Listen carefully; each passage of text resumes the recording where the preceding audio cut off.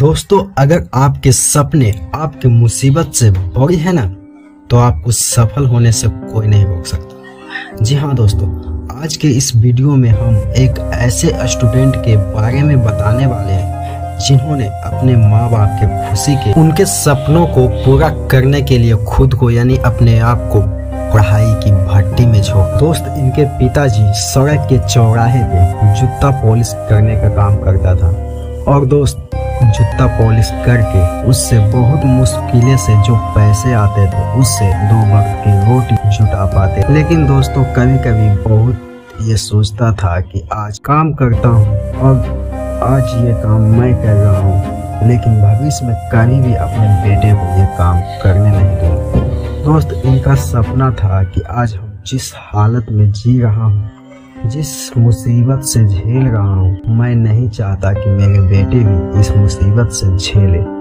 और मैं अपने बेटे को पढ़ा लिखा कर इस काबिल बनाऊं कि कभी भी इस मुसीबत यानी इस हालत को इसे देखना ना। दोस्त, किसी भी तरह से जैसे तैसे करके इनके बेटे 10वां तो पास कर लिए, लेकिन उस समय इनके घर के स्थिति इतने खराब हो गए थे कि इनका घर चलाना बहुत ही मुश्किल हो गया था और ये ऐसे में इनके बेटे की आगे की पढ़ाई करवाना बहुत ही मुश्किल लगने लगा था।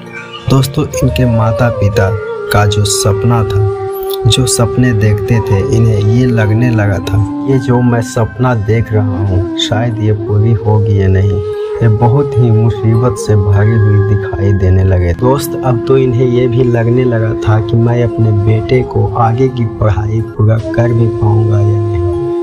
लेकिन दोस्तों, इनके माता पिता ने अभी भी अपने हिम्मत नहीं हारी थी और इनके माँ ने भी अब सिलाई का काम करना शुरू कर दिया था ताकि इनके बेटे की आगे की पढ़ाई पूरी हो सके। दोस्तों, इनके पिताजी के पास एक भी रुपया नहीं था, लेकिन फिर भी उन्होंने इंटरमीडिएट के कोचिंग में एडमिशन कराने के लिए चले गए थे। वहाँ टीचर से बोलने लगे कि सर प्लीज मेरे बच्चे को पढ़ा दीजिए। सर, अभी तो मेरे पास एक भी रुपया नहीं है, पर मैं आपको भरोसा दिलाता हूँ कि धीरे धीरे करके मैं आपका सारा पैसा दे दूंगा, लेकिन सर अभी मेरे बेटे को पढ़ा दीजिए प्लीज सर, प्लीज सर। मेरा सपना है कि मेरे बेटे मुझसे भी ज़्यादा हैसियत वाला हो। दोस्त, इनके पिताजी के बात सुनकर इनके टीचर भी अपने आप को यानी खुद को रोक नहीं पाया और बोला कि अब आपको टेंशन नहीं है, मैं आपका बेटा को जरूर पढ़ाऊंगा और बिल्कुल फ्री में पढ़ाऊंगा। दोस्त, सैल्यूट है ऐसे टीचर को जो गरीब स्टूडेंट को फीलिंग को समझता है। दोस्त, एडमिशन तो हो गया, लेकिन गर्मियों की छुट्टी में इसे एक फैक्ट्री में काम भी करना पड़ा था। दोस्त, पता है क्यों? क्योंकि दोस्त 12th क्लास के लिए कुछ किताबों की ज़रूरत थी और उससे खरीदने के लिए इसके पास पैसे नहीं थे। ये अपने जीवन को बहुत ही स्ट्रगल में झेला दोस्त। और दोस्त, ये लड़का कभी भी अपने आप को गरीबी को देखकर हार नहीं माना और अपने कड़ी मेहनत के दम पर ये 12th क्लास भी पास हो गया। और इतने गरीबी होने के बावजूद भी इसने IIT जैसे बड़े एग्जाम को क्रैक करने की सोची, क्योंकि दोस्त ये लड़का सोचता था कि भले ही मेरे बाप बाप गरीब हैं, लेकिन इनके बुढ़ापे कभी गरीबी में नहीं बीतनी चाहिए। इसलिए इसने एग्जाम को ख़त्म होते ही IIT की तैयारी में कूद गया और खूब मेहनत करने लगा। दोस्त, इसे तैयारी करने के समय न जाने कितने रातें ऐसे होंगे जिस रात इसने सोया नहीं था, क्योंकि दोस्त जब जब ये सोने के लिए जाता था तो उनके आँखों में उनके पिता के पल गए सपने और दिन भर किए गए दूसरों के जूते के पॉलिश याद आता था दोस्त। और ये लड़का कहता था कि जब मेरे पिताजी ये काम मुझे नहीं करने देते तो मैं कैसे अपने पिताजी को ये काम करने दूँ।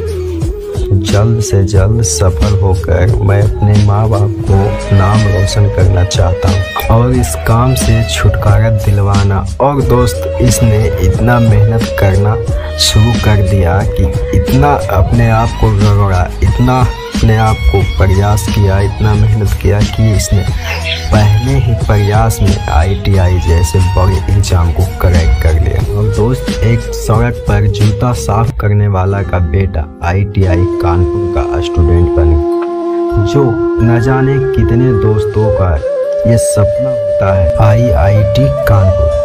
दोस्त, IIT में सफल होने के बाद इसका इंटरव्यू जब एक टीवी चैनल पे हो रहा था, तब इसके पिताजी से ये पूछा गया कि क्या आपको कभी ऐसा लगा कि मैं अपने बेटे को नहीं पढ़ा पाऊंगा? तो इसके पिताजी ने ये कहा, ये बोला कि मैम साहब ऐसा तो लगता था, लेकिन मैंने कभी भी अपने आप को हार नहीं माना। जितना संभव हो सका मैंने अपने बेटे के लिए उससे ज़्यादा ही प्रयास किया, और मैंने अपने बेटे को पढ़ाने के लिए न कितने कष्ट को झेला। एक ही शर्ट को बार बार धो धो कर पहनना पड़ता, और मैंने कभी भी अपने बच्चे को कभी भी अपने दुकान पे आने नहीं दिया। जब भी मुझसे कुछ काम पड़ता था तब उसे अपने दुकान से दूर बुलाते थे, ताकि मेरे बेटे को कभी ये सब काम करना न पड़े। लेकिन फिर भी कुछ कस्टमर जो जूते पॉलिश करवाने के लिए आते, वो जब कहते थे ना कि आपके बेटे कितने बड़े हैं, हाथ बटाने के लायक हुए हैं या नहीं, तब मुझे बहुत दुख होता था कि तब मैंने ये सोचता था कि मैं अपने बेटे को क्या बनाना चाहता हूँ और ये लोग क्या सोचते हैं। लेकिन मैम साहब, आज मैं बहुत खुश हूँ, क्योंकि जो लोग मुझे ये सब बोलते थे, आज वही लोग सब मेरे साथ फ़ोटो खिंचवाते हैं और ये बोलते हैं कि आपका बेटा कानपुर ITI में सेलेक्ट हो गया। दोस्त, अगर एक सड़क पे जूता पॉलिश करने वाले के बेटा ITN बन सकता है, तो हिंदुस्तान का हर एक बच्चा ITN बन सकता है, वो चाहे कितने भी गरीब क्यों ना हो। तो दोस्तों, कैसा लगा वीडियो? उम्मीद करता हूँ कि ये वीडियो आपको अच्छा लगा होगा, और वीडियो अच्छा लगा है तो वीडियो को लाइक एंड चैनल पे पहली बार आए तो सब्सक्राइब करना बिल्कुल ना भूलें। Thanks for watching video. दोस्तों, मैं फिर मिलूँगा आपसे नए वीडियो के साथ। जय हिंद साथियों।